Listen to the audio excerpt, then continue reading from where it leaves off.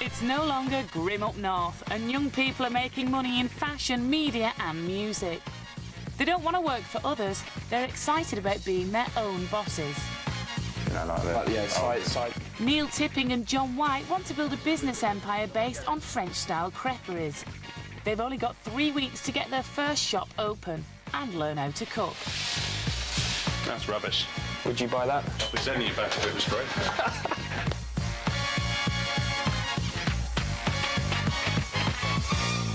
Bonjour. At 24, Neil and John could have started well-paid management careers.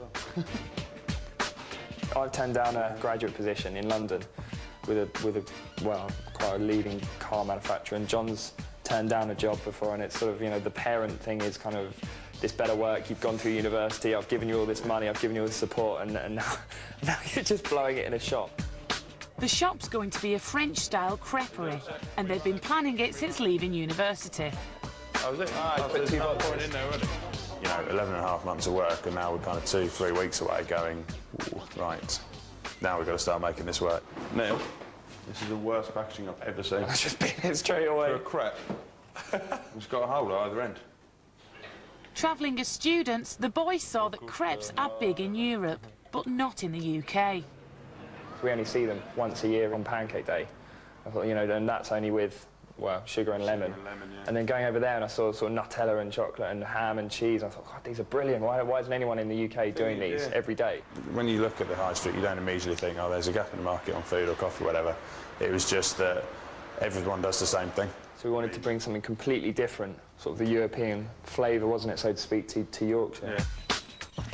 To fund their first shop, Neil's been working in a bar and John in a supermarket. Spare time went on research. The menu's not confirmed at all at the moment, so we're going to be experimenting, coming down and maybe trying, you know, different recipes. At home, they worked on a business plan, helped by the skills they picked up at Leeds University.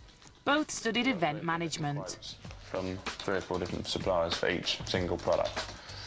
So we need to narrow them down to one and then put it into the cash flow. The first shop's vital because the boys want to open a nationwide chain of creperies.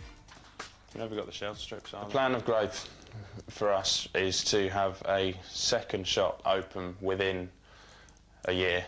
By the end of year 2, we'd like 6 or 7 between sort of years 3 and 4 to have brought in an investor and in quite a large way, and to open quite a large number, maybe sort of 20 or so, and then double it in year 5.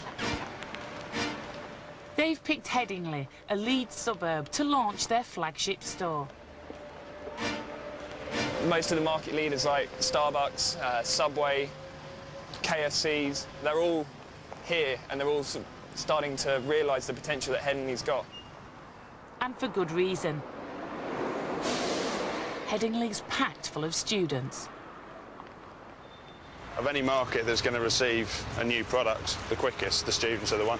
As soon as they see something slightly new, they all latch onto it really quickly. If they can latch onto it and enjoy it, then that's basically you've set up. You haven't actually done Neil and John saved £10,000 from their bar and supermarket jobs. They persuaded their parents to invest the same amount. Then they went to the banks.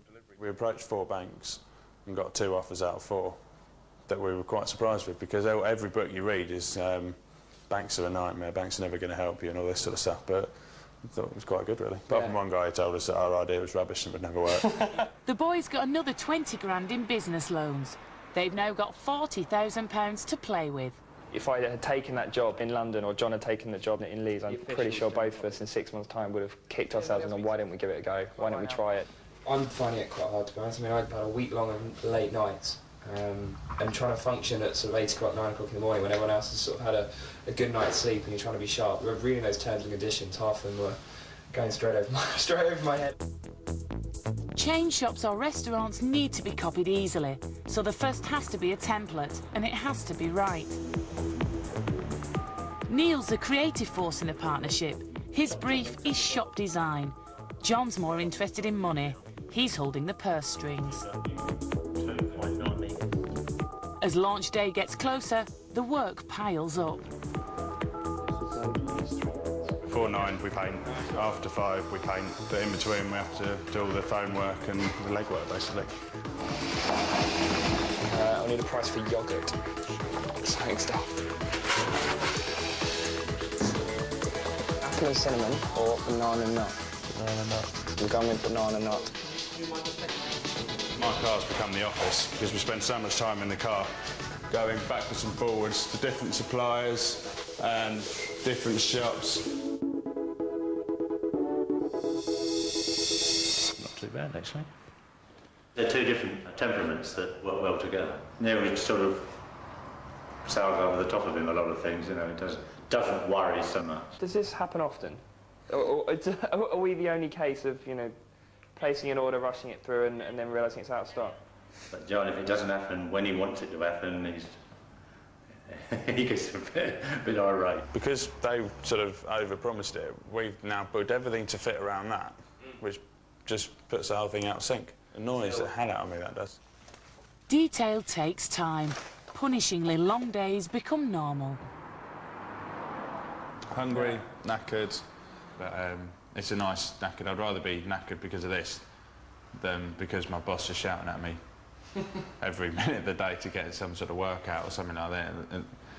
It's that's good. With the shop fit on course, the boys are going to France. The crepe is France's #1 fast food, on every street corner. Try it on hand. It's a two-people job.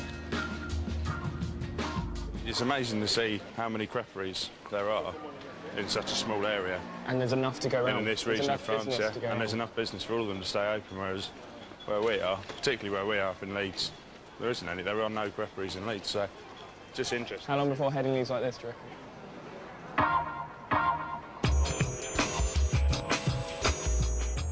But in the less glamorous bit of Annecy, there's business to be done. Only here can they buy the specialist griddles they need to cook crepes. I like it. I like it. It's good. So, yeah. However much you look at it on the internet, you're never quite sure what it's going to look like when you actually get here. Because this was the big worry. I mean, this is the cornerstone of the business, and we've left it until 2 weeks before we start to actually see it. It's probably not the most sensible thing we've ever done, but but we were fairly confident it was going to be awesome, and it's lived up to it. Now they just need to learn how it works. Monsieur Salle demonstrates.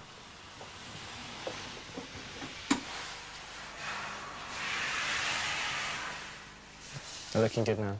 We there? Perfect. Easy. You've got to go first, John. Quickly, time is money. First in the empire. Okay. Do you reckon anyone would buy that? I wouldn't buy it. I made it, so.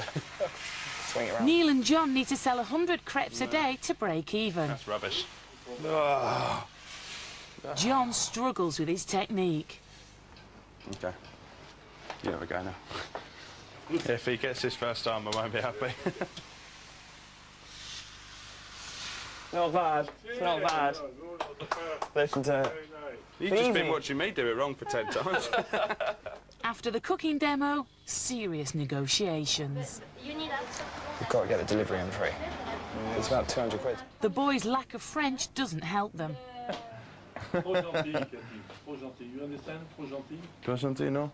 More? Too friendly, maybe. Too friendly, oui? There's the thing of Neil and I talking and putting a point across to Katie, who's fluent in English, who then says it to Monsieur Salah in French. He then talks in French for 2 minutes, and she just says, oh, and you go, well, what did you just say? Okay. that was important? Oui? Okay. They eventually wangle a discount, but even so, the griddle costs around £6,000. We did come out of it with a poster of Paris. Oh, merci beaucoup.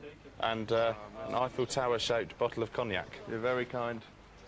And a better deal on So the we've done pretty well. and the better of the equipment. That all I'm wasn't worried the about only is the deal that we cognac. came out with. Back home, all the work's on target. But the pair are still working long days. John's girlfriend Lisa cooks his dinner, but Neil's on a microwave diet. Exhausted, really tired. I think we worked out earlier We've been doing 100-hour weeks for the last 3 to 4 weeks, so, and paying ourselves sort of £200 a week. So that's pretty much £2 an hour. So I was on a better wage before I started all this. I'm absolutely knackered. I could do with a holiday, actually.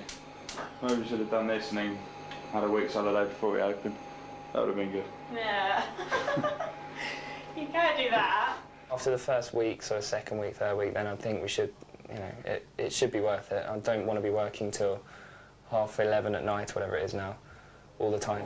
John's quite a calm person, and he hasn't always been calm, loses his temper. Not, you know, so it's shouting, but just a bit, like, irritable. I think once it all gets sorted, he'll be absolutely fine. I don't think he's got anything to worry about. I think he's just going to be great. We can talk until we're blue in the face about how great the idea is and how everybody loves crepes and everybody keeps saying, oh, I can't wait till open, can't wait till open. But until we actually start taking some money, you never really know whether it is going to work or not.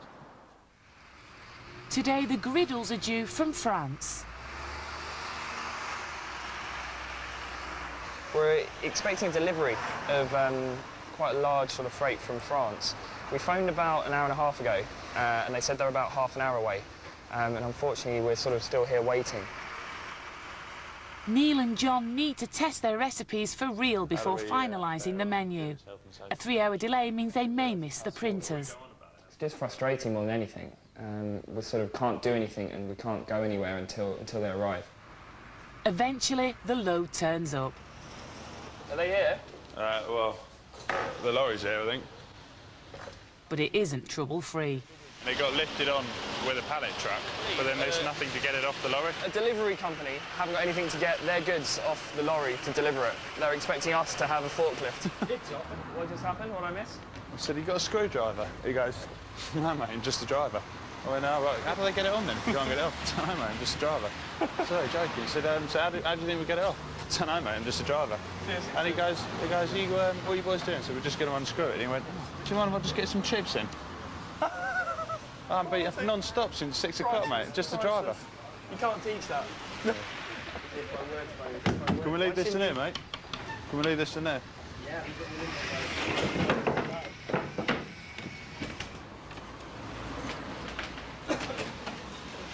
Right, you got it? I'm off. I'll wait for this to go.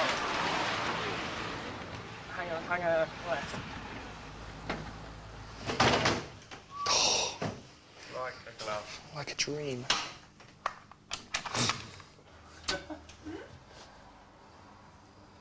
Right, that's it. What an anticlimax. John's crepe technique still needs work. Would you buy it? Tonight, basically, this is the first crepes we've cooked. I still got it. We've just got my girlfriend, Neil's girlfriend, and her mates. We've got to finalise a menu by sort of 8 o'clock in the morning.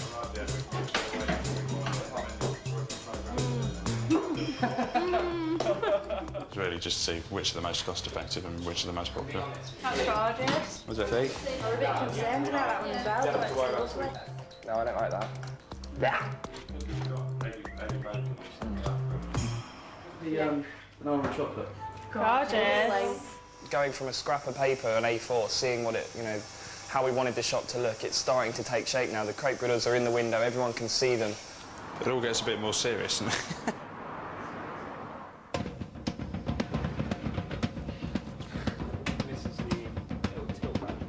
The shop opening's now only 4 days off, and it's all hands to the pump, including parents. John's dad is in charge of painting the shop front. To start a totally new venture was a bold move, but I think when you're young, that's the time to try it. It's terrific. I think what they've done is fantastic. It ought to succeed. It'll be an exciting moment. The first person goes through the door and pays over the counter. There's a certain amount of anxiety, but I think if anybody's going to do it, they will. And for Neil's dad, some last-minute carpentry. Well, I suppose at first I was a bit disappointed, you know, as you think he's done all this university and then maybe he's going to waste it, but really I'm so proud of him that he's doing what he wants to do. we all have dreams, but we haven't got the courage to do it. Neil's doing what he wants to do.